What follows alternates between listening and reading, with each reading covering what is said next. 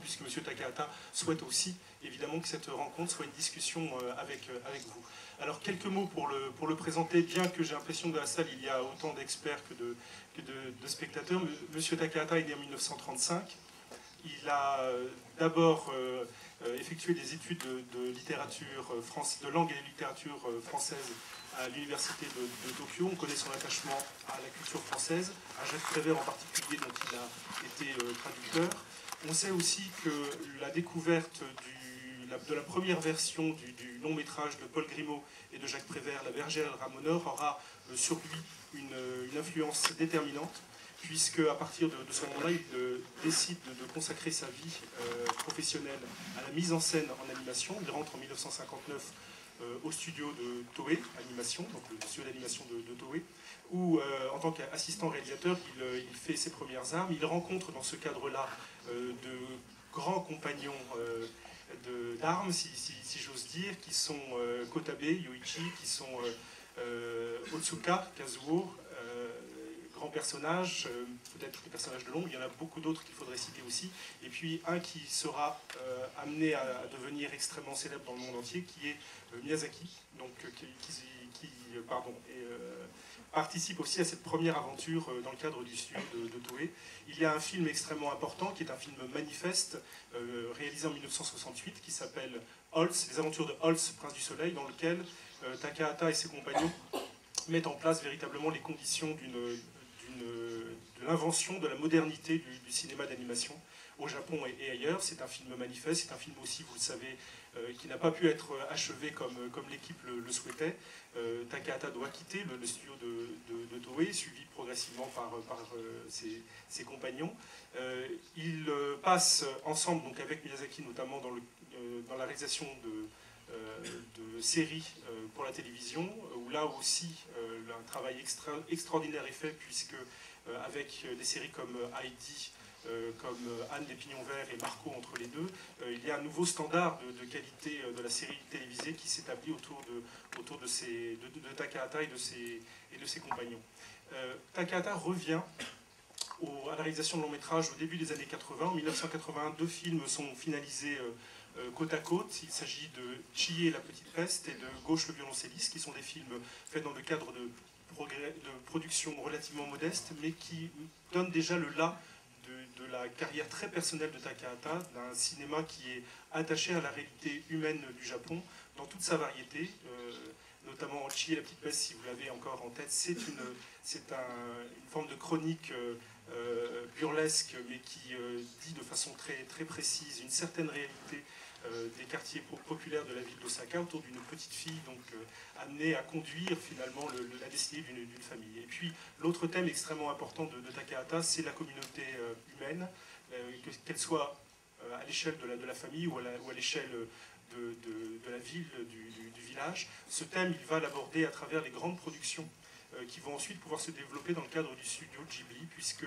en 1984, à son incitation, Miyazaki adapte sa propre bande dessinée Nausicaa de la vallée du vent en animation, et ce film permet la création d'un vieux rêve partagé entre les deux hommes, qui est la création du studio Ghibli, dans le cadre duquel les 2 œuvres parallèles, et l'œuvre aussi d'autres réalisateurs progressivement, vont pouvoir prendre toute leur puissance. Il y a une personnalité extrêmement importante dans le cadre de cette aventure du studio Ghibli, qui est ici présent, qui est M. Suzuki, qui assure la présidence de ce studio, et qui va donc permettre à Miyazaki et à Takahata de mener en parallèle et en complicité leurs œuvres respectives. Les grands films de Takahata de cette période, vous les connaissez, c'est Le Tombeau des Lucioles en 1988, qui sort la même année que Totoro, le doublé magique du studio Ghibli, qui montre toute l'ambition que peut avoir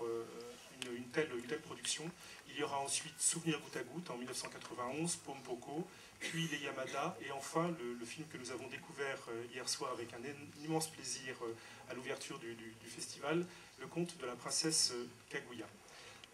L'ensemble de cette œuvre, et on en reparlera tout à l'heure, est aussi extrêmement marquante parce que chaque film peut être vu comme une avancée, une aventure nouvelle, une avancée particulière dans l'histoire du cinéma d'animation. Et je crois que le film que nous avons vu hier soir et que nous reverrons, j'imagine, à partir du 25 juin sur les écrans, puisque Disney en assure la sortie, est véritablement une pierre blanche dans l'histoire du cinéma.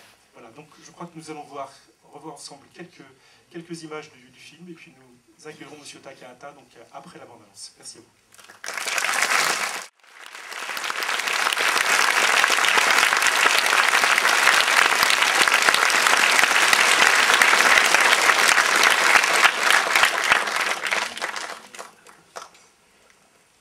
Monsieur Takahata, c'est une vraie chance et un vrai bonheur de vous avoir parmi nous au Festival d'Annecy. Et je crois que nous sommes tous ici là pour vous remercier de votre présence. Et vous remercier du film que nous avons, pour certains d'entre vous, découvert hier soir. Je disais tout à l'heure combien votre œuvre était attachée. Vous revenez à travers ce film sur un des grands récits classiques japonais. Est-ce que vous pouvez nous parler de ce texte qui est à l'origine de votre film? この物語の日本での原作というのは日本人だったら全員知ってると思いますね。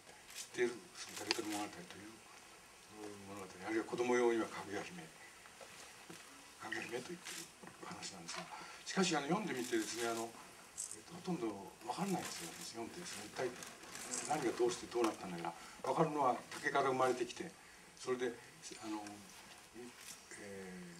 月に帰ってしまうという、それだけは分かるんですけど、どうしてそうなったのかもよく分からないまま、そういう物語なんですね。Alors, le récit qui est adapté ici dans ce film, c'est un texte que tous les Japonais connaissent. Et donc, c'est le conte du coupeur de bambou. Dans les versions qui sont destinées au public enfantin, on appelle ça donc la princesse Kaguya.